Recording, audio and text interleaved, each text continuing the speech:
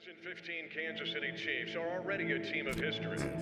I'll never forget. As long as the Lord gives me oxygen on this earth, I will never, and I'm going to get emotional thinking about it, because I had been the voice of the Chiefs for 21 seasons with 0 playoff wins. And I remember winning that game at Houston, and I think I said, like, the big red coach with the big red mustache has just taken the Chiefs to the other side of the river for the first time in 2 decades. When I call these playoff games, it's not, you're calling 2 games.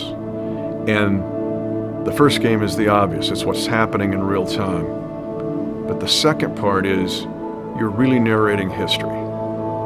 And that you want to make it just perfect. You want to capture the moment in that every single play of this game, in this divisional playoff game against the Jaguars, could be the play that that young fan remembers as their first ever memory of the NFL playoffs. But you've got to capture it as much as it is doing the game itself. You want it to be there 25 or 30 years later as a great memory.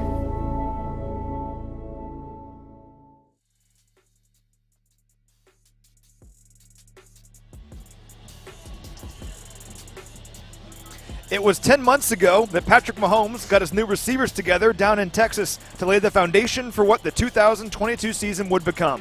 There were ups and downs along the way, but as a team, these guys fought to compile a 14-3 record and earn the top seed in the AFC.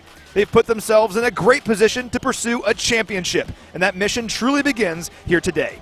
We are 2 hours from kickoff. You've waited 2 weeks for this very moment. It's finally here. It is time for playoff football in Chiefs Kingdom. Let's do this. My name is Matt McMullen, joined by voice of the Chiefs, Mitch Holthus. This is Field Pass, presented by StorageMart. Mitch, this journey began way back in April, right? We were watching the guys run around in shorts during OTAs. It all led to this moment here today. It's the brilliance of Andy Reid.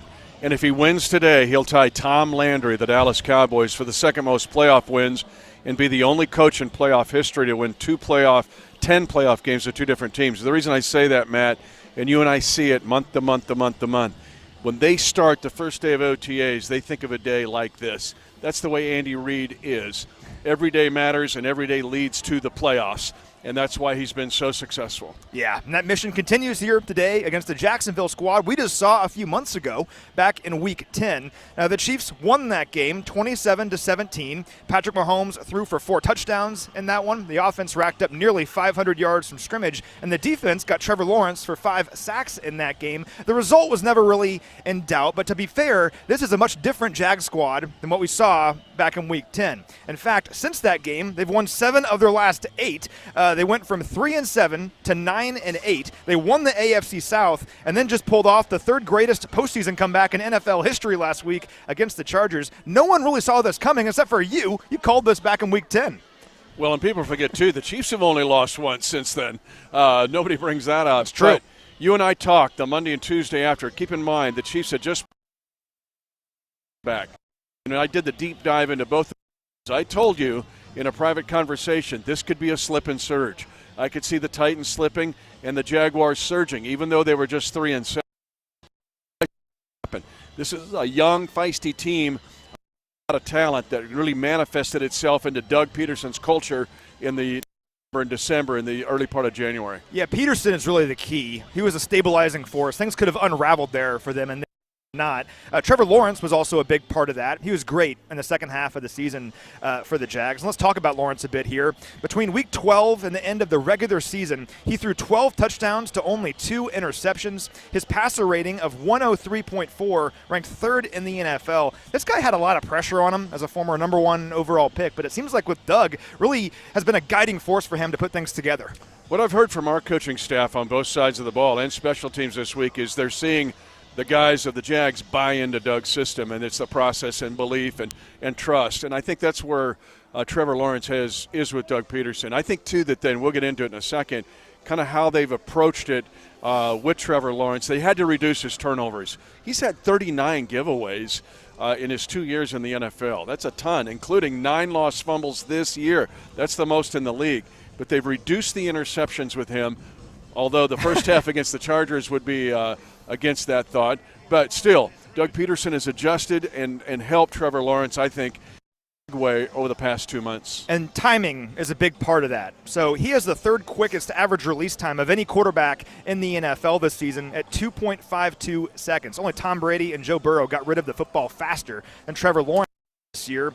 And when he got rid of the ball in less than 2.5 seconds, which was 56% of his throws this season, he completed 75% of those passes for 17 touchdowns, just 3 interceptions, and a passer rating of 105. He was really good when he got rid of the football quickly. But when he held on to the ball for longer than 2.5 seconds this year, his completion percentage dropped by more than 20 points. He threw just 8 touchdowns to 5 interceptions, and his passer rating was just 79. Not so good, and pressure is a big part of that because he has not fared well under pressure this season. According to Pro Football Focus, Lawrence was the league's 4th best quarterback this year when kept clean. Pressured, he was the 4th worst. So that quick passing game is what they want to do. If you can deny that and get pressure on Lawrence, that's key against him. Yeah, easier said than done. They run a lot of bunch formations. He gets one quick look. That's what they've done with him. That's one of the big adjustments is one quick look. Now, one of my favorite defensive stats for the Kansas City Chiefs is I think the countermeasure to handle that today, because you mentioned the 5 sacks, but he's getting rid of the ball faster now. But there are ways of dealing with that. Certainly. And knockdowns are obviously a big part of that. They're kind of forgotten plays, right? It's my favorite stat of the 2022, now 23 Chiefs defense is the fact the front 7 has 33 knockdowns or passes defensed. It's awesome. Because it's one of the most devastating defensive plays at football at any level. And one big play in the game on November the 13th, and Steve Spagnuolo, when he and I were talking about this, was George Karlaftis knocking down a pass that would have gone for 20 yards for the Jaguars. But Carlos Dunlap has got 8 of them. Karlaftis tied for the league lead with rookies with 7 passes deflected. We know Chris Jones is a monster at it. Mike Dana gets his, and the linebackers. Keep in mind the tip pass for a touchdown for a pick 6 by Willie Gay Jr. That, to me, is the key element in this game today, because that's what the Chargers did to Trevor Lawrence in that first half. Yeah, those are forgotten plays that we really don't talk about because they don't go in the box score as a sack, but they're really important, especially on 3rd down. You mentioned Carlos Dunlap. He led all defensive linemen in the NFL this year in knockdowns with 8. And Karlaftis, you mentioned he led all rookies with 7. He was 2nd in the NFL with 7 of those knockdowns. You mentioned it. He had 2 of them against the Jags back in Week 10. Jacksonville was just 4 of 14 on 3rd down in that game back in Week 10. Those knockdowns were a big part of that. Big part, because there were several. And, again, most of those, it's so devastating to a quarterback or an offensive coordinator because you got the play called, and it's there. And then it's not there in an instant because the ball was deflected. And I would say this, Matt, too. It's not just getting the ball and knocking it down like a tennis racket. It's also affecting the physics of the throw, which is what the Chargers did in the first half. If you get enough on the ball or at least affect the aerodynamics within a fraction of a second of a quarterback that wants to get it out fast, this is what Tom Brady's been enduring basically in the last half of the season. If you affect the physics and aerodynamics of the throw, it can be very good for the defense against quarterbacks who want to get it out fast. Now, I believe Chris Jones has 5 of those this season. He's also been very good at it. Chris enters this game with 15.5 sacks on the year. It matched a career high. What are your expectations for Chris Jones here in this game? That he could wreck the whole party for the Jaguars. He's lined up inside and outside. Spags will move him around. But it's not just the 15.5 sacks. I mean, there's a reason Pro Football Focus had him the highest-rated interior defensive lineman, tied with Dexter Lawrence of the New York Giants, let's be honest. But it's not just sacks with Stone Cold. It's passes deflected. It's tackles for loss. It's run stuffs. It's also setting things up for Karlaftis and Carlos Dunlap and all of the other teammates. Chris Jones has reinvented himself. You and I saw it all the way back at minicamp in June. Then we saw it every day in St. Joseph, every day. And now that's translated to every month. With Chris Jones, it hasn't been a flash. It's been consistent. And he could wreck this game for the Chiefs and wrecking the Jaguar offense. And that's so important because when this Jags offense is in rhythm, they're tough to stop because they have lots of playmakers, the biggest of which is probably Travis Etienne at tailback. And what a season for this guy. In fact, since he became the full-time starter in Week 6, he racked up the 8th most scrimmage yards of any player in the NFL. And overall this season, his more than 1,400 scrimmage yards on the year made up 23% of the Jags' offensive total as a team. If you want to stop the Jags, you got to stop Travis Etienne. And the Chiefs did that in the game on November 13th, just 11 carries, 45 yards. prior to that, he had the best 4 weeks in Jaguar history. That includes Maurice Jones-Drew. Now, here's the thing about ETN. You can have a basic run play that turns into a chunk big play. He reached on runs now. These aren't throws. He reached on runs, Matt, 20 miles an hour on 4 different runs. Again, he can make a 4-yard gain into a 40-yard gain because of his speed and quickness and his ability more than maybe any player in this league to get from 0 to 60 miles an hour in a second. Now, the good news is the Chiefs did a pretty good job of containing him back in Week 10. He had only 73 scrimmage yards in that game, had one 24-yard catch, but outside of that, never really got going. That's important, and we need to replicate that here today because when ETN gets going, Lawrence also has a lot of pass catchers who can do damage in this offense. They have 4 different players this year with at least 500 receiving yards. What stands out to you about their pass catchers? The fact that they've all been effective in playing with confidence. Now, 3 got a bunch of targets. Let's start, Pat. I'm glad you said catchers because here's not just wide receivers. No. We know that with Kelsey now, right? Yep. What Doug Peterson has done with Evan Ingram, their tight end, remember the former New York Giant, he has become the nucleus of their atom in the passing game to me. And the other guys who are good, Zay Jones, Christian Clark, and Jones Jr., are all like protons and neutrons. But a big adjustment in their game and watching them the last 2 months has been it's Evan Ingram-centric. So very much like Kelsey, I think Doug Peterson is trying to use Ingram in that way. But when you look at 18 targets, 14 targets, 11 targets from 3 guys against the Chargers, you see what the Jags are doing. But it's Ingram that becomes a big key. You get him going, it's tough to stop him. It really all begins in the trenches, though, right? That's where football is won. This game will be won in the trenches. And for more on the matchup in the trenches on both sides of the ball for the Chiefs here today, I caught up with Ben Solak from The Ringer earlier this week. All right, we're joined now by Benjamin Solak from The Ringer. The Ringer has some of the best national NFL coverage out there, and Ben's a big part of that. And Ben, your bread and butter is breaking down matchups and schemes. So I want to ask you about a matchup on each side of the ball here in this game. And we'll start with the Chiefs offense against this Jaguar defense. What's a matchup that you'll be watching in this game? Chiefs offense, Jaguars defense. The way the Chiefs played against pressure in that first game was awesome. Mahomes was so good. Mahomes had a success rate of over 60% when he was pressured, which is like ludicrous. Like the average quarterback doesn't have that success rate just on a day. Doesn't matter if he's pressured or not. It's the second best number he's had all season. The Chiefs offensive line got a little beat up. They did. Andrew Wiley had some tough reps against Trayvon Walker, the young rookie, and then Josh Allen had his against Orlando Brown. This is a good Jags pass rush, right? Roy Robertson-Harris, who's their interior rusher, is playing the best ball right now in the playoffs that he's played all season. Mahomes was a wizard outside of the pocket. Mahomes was a wizard under pressure. That Marquez Valdes-Scantling touchdown. He's running around. It's crazy to watch, but it's hard to get that caliber of play under pressure every single game. It's hard to set your watch to that, rely on it again. And so the Chiefs, obviously, they had their turnovers in this game. It was fumbles. It was some bad bounces sort of stuff. But there's a way that this gets a little bit out of hand for the Chiefs if they give up the same pressure. So Chiefs offensive line, Jaguars defensive line, how well this front has played for the Jaguars recently. That's the number one thing I'm watching for when Chiefs have the ball. Yeah, I think that's a great point. Coach Bieniemy a few days ago was asked about how are the Jaguars able to come back against the Chargers, and obviously the stuff that catches your attention are the Trevor Lawrence touchdown passes and everything, but the Jaguars defensive line is where Coach Bieniemy believes the Jags came back in that game because they dominated up front in the second half. Cannot let that happen here against the Chiefs. Now looking at the other side, looking at the Jags offense and the Chiefs defense, is there a matchup you're keeping your eye on? Yeah, how about I stay boring and do the exact same things from the other side of the ball? But Chris Jones he won this game for the Chiefs defense. When you watch that film against the Jaguars, had 1.5 sacks in this game, had a TFL, lived in the interior, right? And the Jags have a solid group up front, right? They've invested a lot in this. They have big money at the tackles. They have a great swing tackle in Walker Little, but they have a rookie center in Luke Fortner, and then they have a left guard in Tyler Shatley, who's been more of like a career kind of journeyman, not necessarily been like, a multi-year starter the way Brandon Scherf, their right guard, has been. That's where you get them. You can beat the Jags on the interior.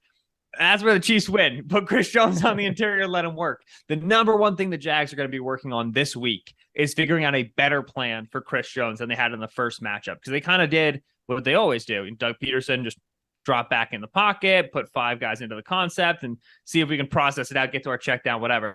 And Chris Jones, 8 for 4 quarters. I mean, it was unacceptable. And so the Jags are going to come out with something else. They're going to come out with more ways to help the guards. They're going to move Trevor Lawrence in the pocket. They're going to have to figure out how to solve the Chris Jones issue, because they can get their matchups against the Chiefs. Lawrence will make his tough window throws. They'll run the ball. Like the Jags are a good offense. They're going to get theirs. But the Chiefs can just home wreck this Jaguars offense. They can just take it over if Chris Jones has the same game he did. So I'm trenches. I'm a football guy. That's what I care about. And Chris Jones is the game winner for the Chiefs in this one. Yeah, I mean, that's no easy way out, right? The trenches are where football is won. I think those are two great matchups to watch. You're right, Chris Jones was a monster in that game. And as a whole, the Chiefs had 5 sacks against the Jags back in Week 10. That's the most Jacksonville allowed all year. And Trevor Lawrence, if you look at his advanced metrics, as I know you do, when he's kept clean, one of the best quarterbacks in the NFL. But when he is pressured, he really struggles. Hopefully the Chiefs can generate some more pressure here in this one. Hopefully he struggles here in this game, and the Chiefs can get a postseason victory. Ben, awesome stuff, man. Really appreciate your time. Appreciate it, Matt. Thank you. All right, great stuff there from Benjamin Solak. Let's talk about this Jags defense a little bit because I think they're underrated. It's the number 12 scoring defense in the NFL this year. They're a young group but very talented. What stands out to you about this Jags defense? Aggressive, young, feisty. In my notes back on November the 13th, I had young, feisty defense. Now it's even bigger, font, italicized. 27 takeaways from this team. Only 3 teams had more than the Jags in the regular season, but 13 fumble recoveries, Matt. Only the Cowboys had more, and their pressure rate in the last 2 months. This surge that we talked about at the beginning of this show is really a great example of that is what they've done pressure rate. 37.4% of dropbacks pressured by the Jaguars. Only the Philadelphia Eagles better in the last 2 months of the season. Yeah, they've got some dudes on this defense. I mean, Josh Allen had 68 pressures this season. Trayvon Walker, a number 1 overall pick last year, has been a beast lately. Arden Key is a veteran in this league. He has 4.5 sacks and 44 pressures on the year. And Roy Robertson-Harris has been great lately for this team. In his last 5 games, he has 18 pressures. I believe he has a sack in 2 of his last 3 games. So he's been very good for them lately. No, we talked, it's the 95s in this game. You asked me about Chris Jones, and he could wreck the Jaguar party. Roy Robertson-Harris wears 95, and he destroyed the Chargers. He had 7 tackles in that game, 4 for losses, a couple sacks, 2 passes defense, and 2 stuffs. Like it was a Aaron Donald, Chris Jones kind of performance. He truthfully is one of the more underrated and emerging defensive linemen in the league. The Chiefs have got to handle him today. Now, they've gotten better over the course of the year in terms of generating pressure, as you mentioned, but they didn't get Patrick Mahomes on the ground once, I believe, back in Week 10, and part of that was the Chiefs' use of misdirections and jet sweeps. Kadarius Toney was a big part of that, and he's still brand new to the offense. The one-hopper right here. Exactly. That's the one-hop touchdown, his first ever. Getting the pass rush moving laterally was effective in that game. Could be effective here in this game, too. Yeah, Andy Reid is the master. He's taught me so much, and I think all the Chiefs' kingdom, that you can block guys without blocking guys, and that is – give them a lot of stuff to think about, right? I can't just tee off and come after the quarterback because I got people shifting and moving, and they might run right by me. Think of Bosa in the San Francisco game where Nick Bosa ran up the field and they got inside of his armpit. Well, Andy Reid can do that. He did it against the Jags. This is a fast team too, but they're a little bit undersized at linebacker. Trayvon Walker's really good, the 1-1 of the draft. We know Devin Lloyd. But Foye Oluokun, who's a St. Louis kid, number 1 in the NFL in tackles. You and I were tracking it going, we wanted Nick Bolton to take him out. But he's not super big.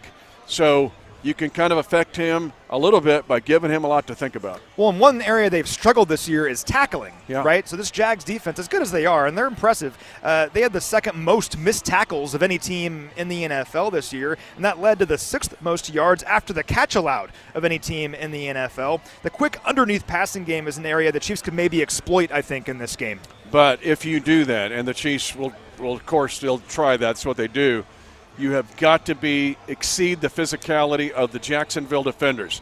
Think about Juju Smith-Schuster and think about Marquez Valdes-Scantling. This is the game where Juju Smith-Schuster got knocked out by Andre Sisco. Here's what the Jags will do. They'll give you an 8-yard catch, and then they're going to rip the ball out of your arms at the 9th yard, or they're going to come up and smoke you on a crossing route. You have got to – I talked to Eric Bieniemy about this. You have got to exceed their physicality and be – physical in that underneath passing game because that's where the Jags get those takeaways. They'll do. Remember how they got how the Bengals got Kelsey? They'll hold you up and strip it out. That's what these guys do. So you have got to take the fight to them and lay them out. Don't take blows, deliver blows. And we sound like Bieniemy now. Yeah, you're around him a lot. So yeah. let's drag ourselves across the you. finish line, right? Oh, yeah. Now, we've talked for 20 minutes and have not mentioned Patrick Mahomes once. He's entering his 12th career playoff game here today. We're not seeing the comments going, where's Mahomes? Yeah, the man is not even 28 years old, and he's entering his 12th career playoff game. It's remarkable stuff. He's 7-2 in the postseason in this building. And for more on his remarkable career so far in the postseason, I caught up with Mike Tirico from NBC Sports earlier this week. All right, we're joined now by Mike Tirico from NBC Sports. He'll be on the call for today's game. And Mike, I want to ask you about Patrick Mahomes, because outside of Chiefs Kingdom, there was questions, there was doubts about what the offense would look like this year with so much turnover. And what a way to answer those questions for him. Just the #1 scoring offense in the NFL, and he's likely on his way to a second MVP award. I'm just curious what's impressed you about Mahomes this year and his ability to find success in the face of a lot of adversity. Well, in some ways, a situation like this where you lose Tyreek Hill, who's still a great receiver. We saw that with Miami and the difference he made with that Dolphins offense, especially when Tua Tagovailoa was healthy. There are certain challenges that when quarterbacks or great star players are faced with them, when they answer those challenges, it just adds to their level of greatness. And I think that's the case this year with Patrick. But let's start with the first tenet, amazing talent. The second one, exceptional, not just coaching, but play design from these guys all the way through with Andy Reid and Eric Bieniemy, and add Matt Nagy to that mix here this year as well. So they've got all that. But the challenge is to continue to grow.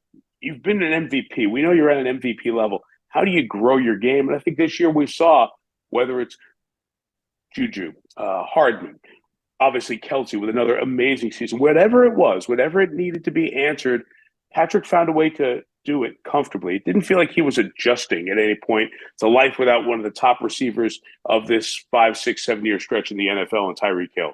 So that tells you right there what an MVP is all about. And the best getting better is what we saw, in my opinion, this year from Patrick Mahomes. Yeah, just truly remarkable stuff. It'd be very easy for a player like Patrick to have all of his accolades in the past and to come into a season like this, and if things don't go well early on, he wilts. That's not Patrick Mahomes. He gets better in the face of adversity, and we've seen that in the playoffs as well during his career. He's not even 28 years old yet, and he's going into his 12th career playoff game here today. What are your expectations for Mahomes here in today's game against the Jaguars?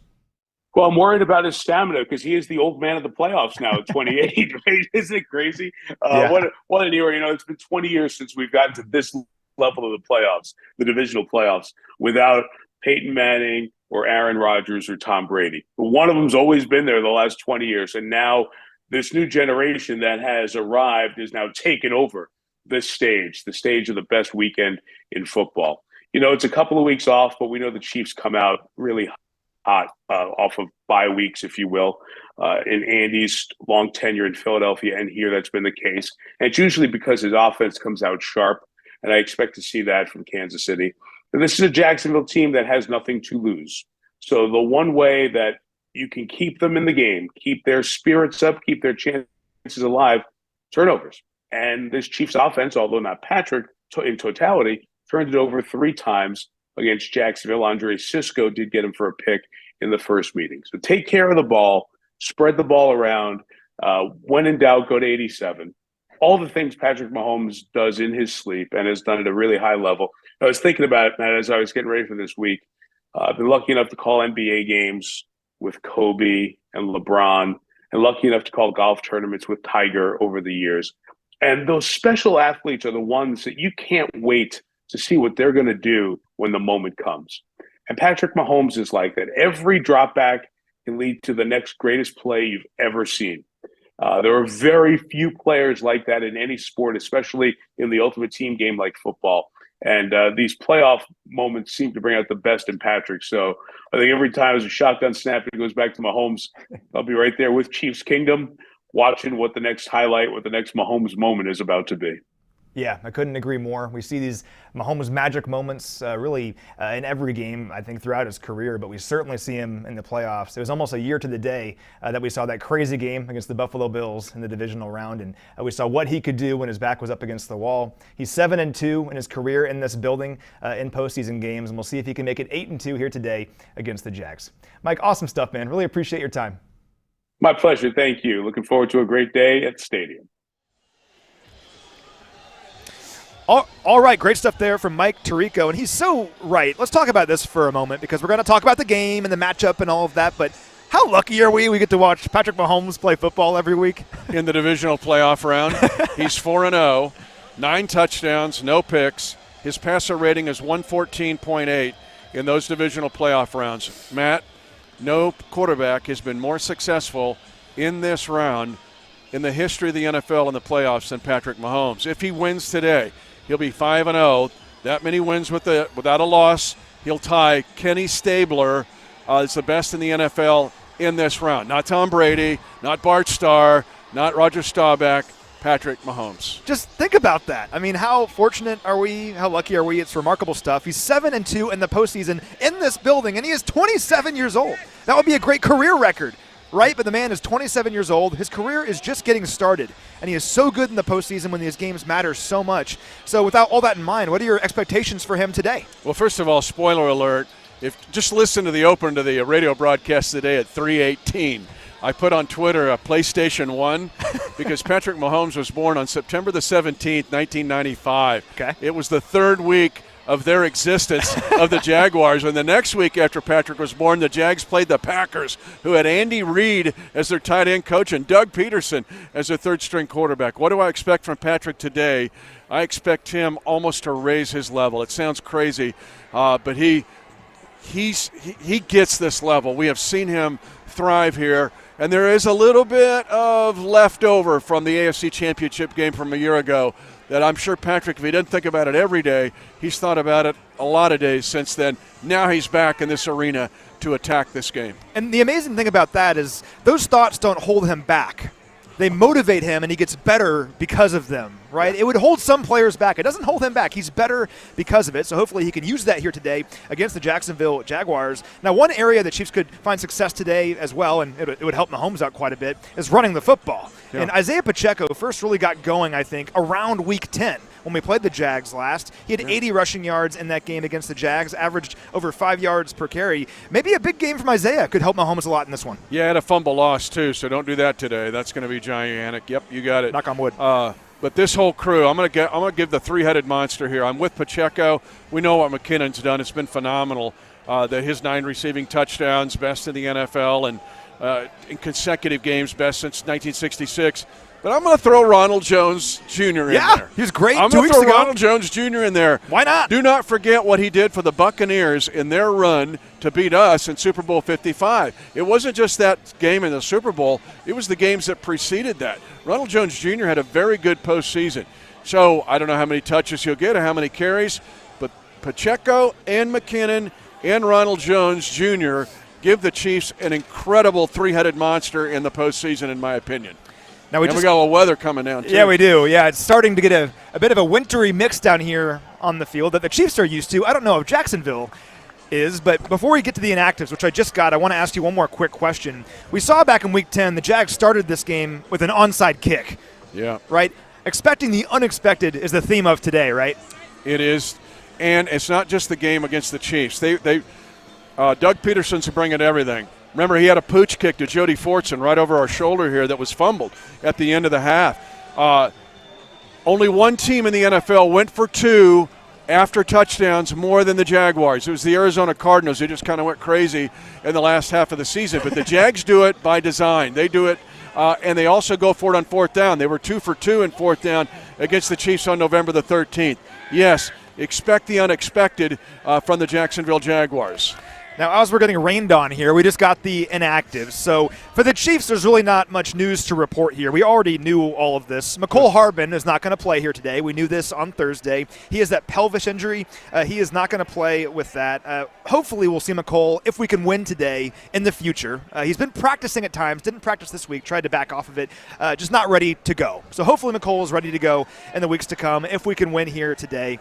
Some good news is that Frank Clark is good to go in this game. Frank had that groin injury that he suffered against the Raiders in the season finale. He had no injury designation coming into this game. He's good to go. He said on Thursday that he feels great. So good news there for Frank Clark. Also a bit of housekeeping. You might have seen that Clyde Edwards-Helaire and Jody Fortson both practiced this week, but they remain on injured reserve. They're not ready to go yet. You will not see them on the inactives list. They're still on IR, though, so they're not going to play here in this game. But overall, the Chiefs are pretty healthy right now, relatively speaking, at the perfect time. Amazing, and that's also what the bye week does.